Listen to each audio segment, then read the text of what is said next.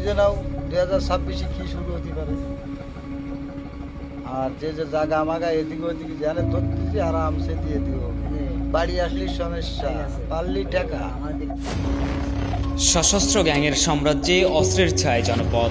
গুফরান সুলতান বুলেটের অস্ত্রের ঝনঝনানি আর সোশ্যাল মিডিয়ার হুমকিতে কাঁপছে অভয়নগর, ফুলতলা, কালিয়া ও আশপাশের এলাকা।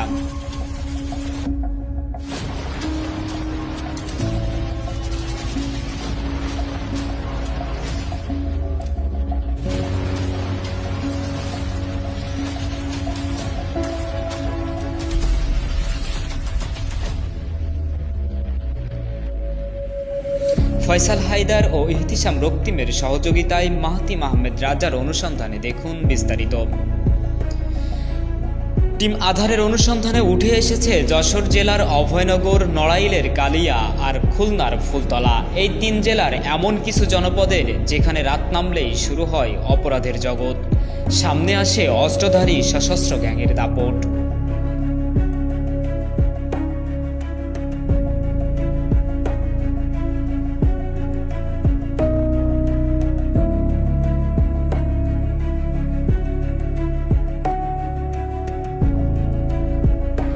মাঠ ছেড়ে দিলাম, ফিরে 2026 ফিরে মাঠে আসলাম। আমার জন্য দোয়ারও, আমার ভাইবোর জন্য দোয়ারও। আর জানি যে সবার কাছেই যাবে এন্ট্রি লোক। বুঝে নাও 2026 কি শুরু হতে পারে। রাত নামলেই সীমান্ত ঘেঁষা জনপদগুলো যেন এক অন্য বাস্তবতায় ঢুকে পড়ে। দিনের আলোয় শান্ত গ্রাম, কিন্তু সন্ধ্যার পরেই সেখানে ছায়ার মতো নেমে আসে অস্ত্রধারী আতঙ্ক।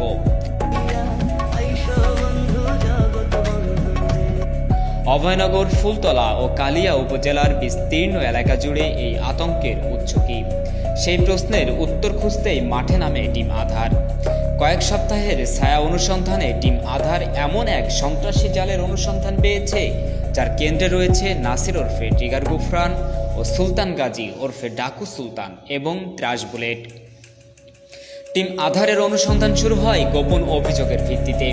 ইসামতি, পেরুলি ও সিদ্দি পাশা এবং এর আশপাশের এলাকায় টিম আধার 4 দিন অবস্থান করে নীরব পর্যবেক্ষণ চালায়। পরিচয় গোপন রেখে স্থানীয়দের সঙ্গে কথা বলতেই বেরিয়ে আসে বিস্ময়কর সব তথ্য।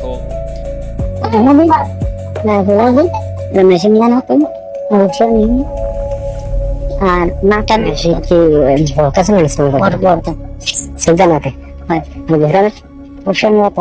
সব বাইরে আছে